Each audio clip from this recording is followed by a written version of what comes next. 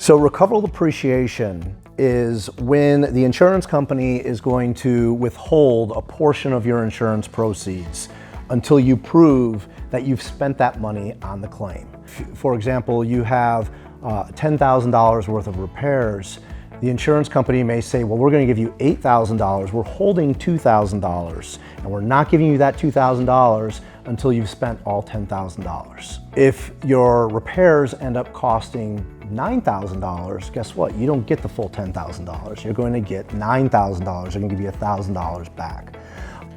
A lot of times people have a really hard time convincing the insurance company or figuring out what they need to provide the insurance company to get the recoverable depreciation back.